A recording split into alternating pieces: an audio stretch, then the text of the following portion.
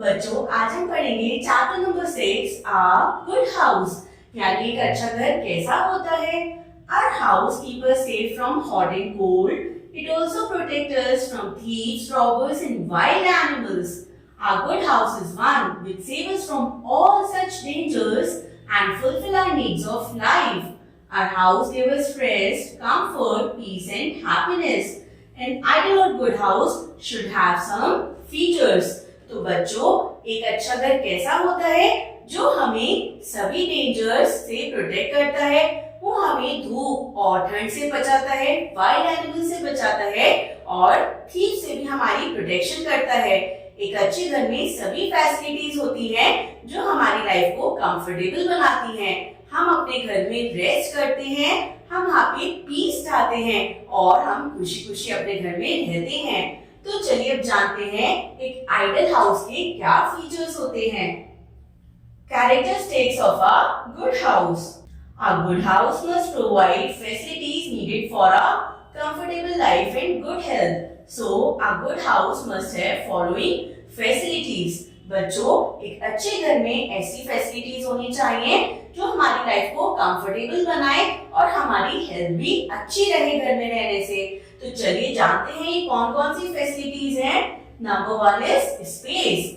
A good house should have that much of space which is necessary for the people in the house to live there comfortably. बच्चों एक अच्छे घर में इतनी space होनी चाहिए ताकि उस घर में जो लोग रह रहे हैं वो वहाँ कंफर्टेबली रह सके। A good house consists of enough space for various purposes. Small house with less space have the residents of the house fall victim to several problems. बच्चों जो घर छोटे होते हैं जहाँ पे प्रॉपर स्पेस नहीं होती है उन घर के लोगों को कई तरीके की प्रॉब्लम्स फेस करनी पड़ती है। इसलिए एक अच्छे घर में अच्छे से स्पेस होनी चाहिए। Construction material should be of good quality. A good proportion of different materials make a good and strong house. तो बच्चों एक अच्छा घर वही होता है जो स्ट्रॉन्ग होता है और ये एक अच्छे कंस्ट्रक्शन मटेरियल को यूज करके बनाया जाता है। कंस्ट्रक्शन मटेरियल हमारे घर का अच्छा होना चाहिए। नेक्स्ट देखते हैं सनलाइट। तो बच्चों हमारे घर में सनलाइट एक बहुत इंपॉर्टेंट फैक्टर रोल प्ले करती है। An ideal house must allow the entrance of sunlight. Sunlight makes the house germ free and thus keep the residents of the house in a healthy condition. In order to get proper sunlight, our house should be sun facing and have several windows. बच्चों एक अच्छा घर और एक ideal house वही माना जाता है जिसमें proper amount of sunlight enter कर सके। सनलाइट हमारे घर को जर्म फ्री बनाती है और ये एक हेल्दी एनवायरनमेंट क्रिएट करती है उस घर के रेसिडेंट्स के लिए। बच्चों एक अच्छे घर में सनलाइट प्रॉपर तरीके से आने के लिए खूब सारी विंडोज होनी चाहिए और घर सन फेसिंग होना चाहिए।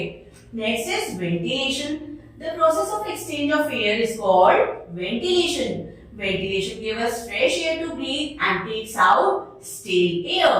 Thus it saves us from breathing problems. Our house should have a good number of windows and ventilators.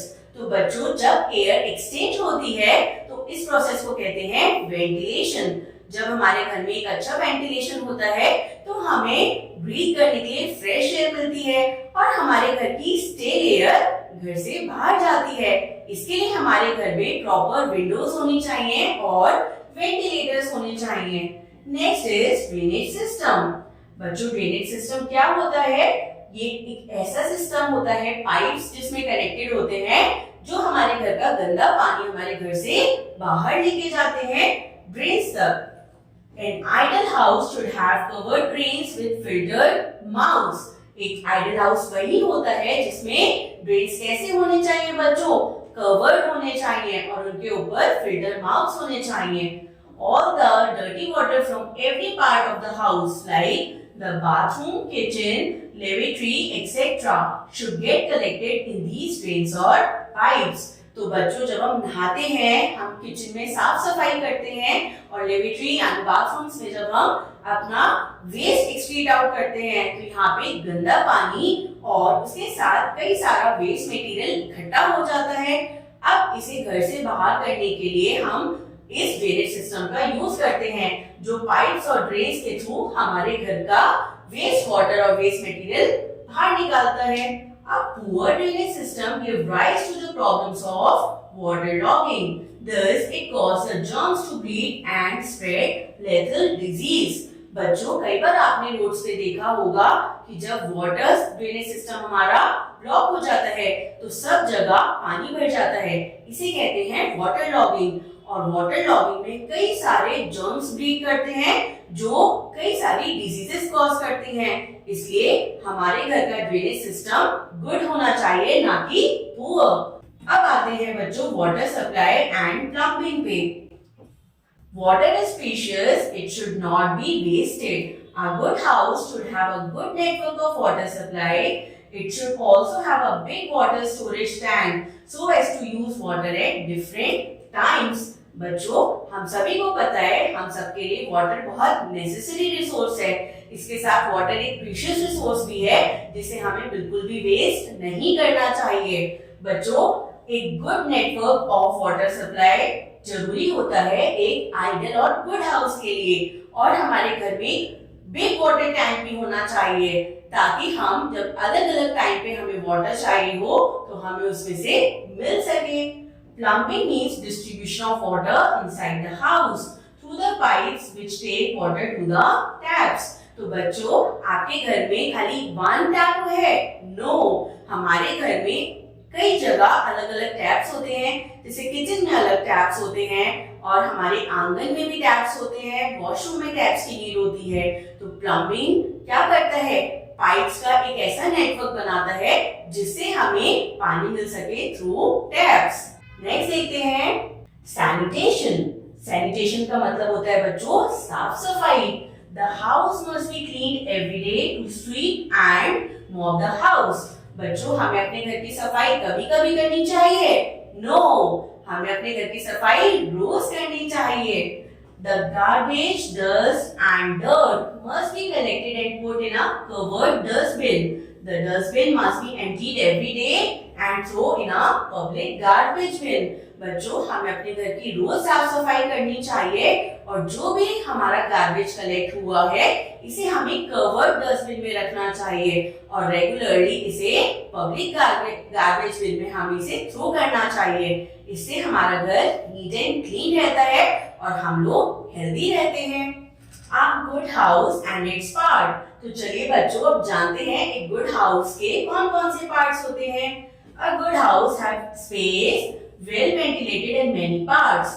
Now we shall describe them one by one. सबसे पहले है बच्चों ड्राइंग रूम।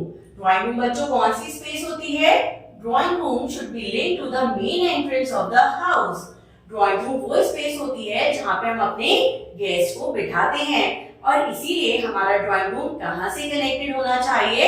ये हमारी मेन एंट्रेंस से connected होना चाहिए। We make use of this room for our guests.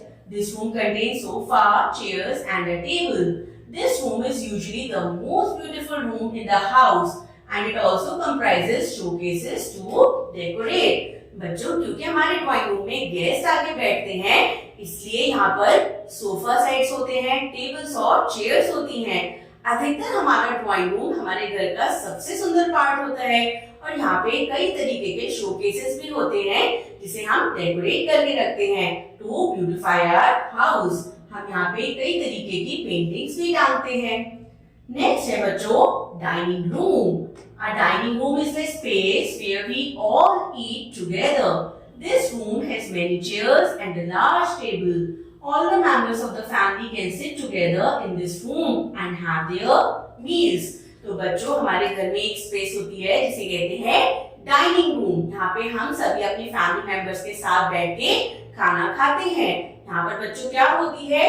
एक बड़ी सी टेबल होती है और उसके साइड्स में चेयर्स लगी होती हैं। यहाँ पे हम अपने फैमिली मेंबर्स के साथ बैठ के अपनी मील को एंजॉय करते हैं। Next is bedroom. One important part of the house is the bedroom. Here we rest, relax and sleep at night. A bedroom has comfortable bed in it. There are many other things in a bedroom according to the requirements. बच्चों, क्या आपने कोई घर ऐसा देखा है जिसमें bedroom ही ना हो? नहीं हो सकता ऐसा पॉसिबल, क्योंकि बेडरूम एक बहुत इंपॉर्टेंट पार्ट है। जब हम काम करके आते हैं, थकते हैं और हमें नींद चाहिए होती है, तो हम कहाँ जाते हैं बच्चों?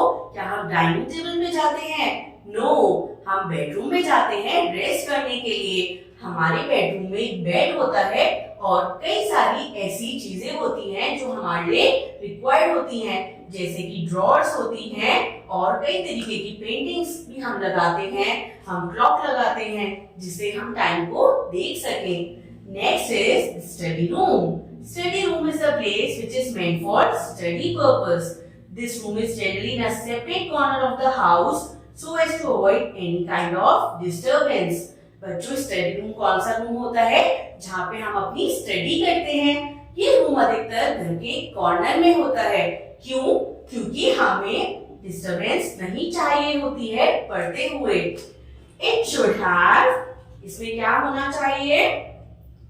अलमीरास and shelves for the books. इसमें अलमीरा और शेल्फ होनी चाहिए जिसमें हम अपनी बुक्स को रख सकें। It also have a table, chair and a lamp for the person to sit comfortably and study, ताकि हम यहाँ आराम से पढ़ सकें।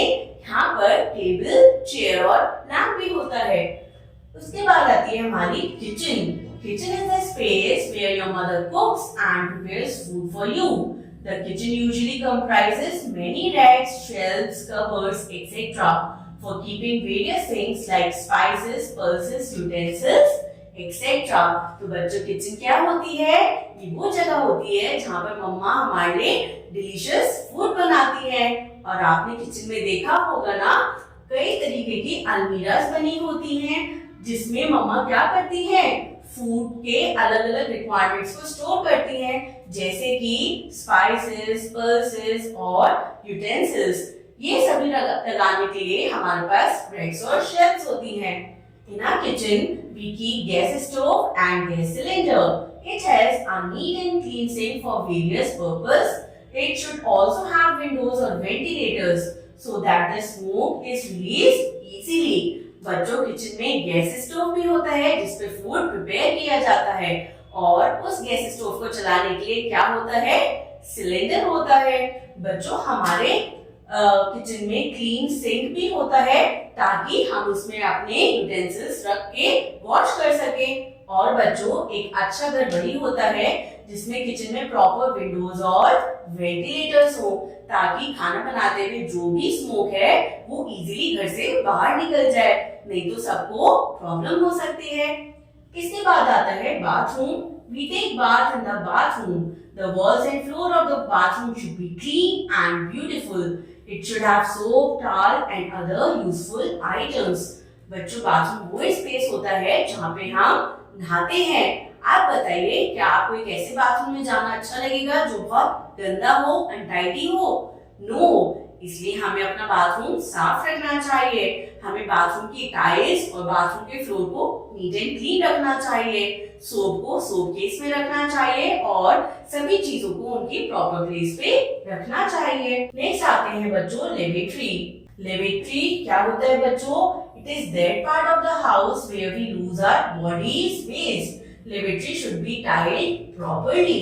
लेवेट्री घर का वो पार्ट होता है जहाँ पे हम अपना बॉडी वेस्ट निकालते हैं अपनी बॉडी से। और बच्चों, यहाँ पे प्रॉपर टाइल्स लगी होनी चाहिए और हमें अपनी लेवेट्री को प्रॉपर नीट एंड क्लीन रखना चाहिए, क्योंकि यहाँ पर सबसे ज्यादा जर्म्स हो सकते हैं। Next is lawn. Lawn is also a part of our house. We grow plants, sit comfortably, play games and do morning exercise in the lawn. These are the means by which we can maintain our house in good manner and make our house an ideal house.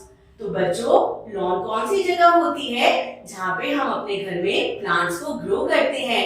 यहाँ हम अलग अलग तरीके के flowers भी लगाते हैं और यहाँ पर हम कंफर्टेबली बैठते हैं, हम नेचर को एंजॉय करते हैं। और बच्चों, हम कई बार मॉर्निंग एक्सरसाइज भी अपने लॉन में करते हैं। बच्चों, ये सभी चीजें करके हम अपने घर को नीट एंड क्लीन रख सकते हैं और इसमें हमें खुशी मिलती है और हम कंफर्टेबली रहते हैं with all the necessities of life. I hope you enjoyed this chapter. Thank you.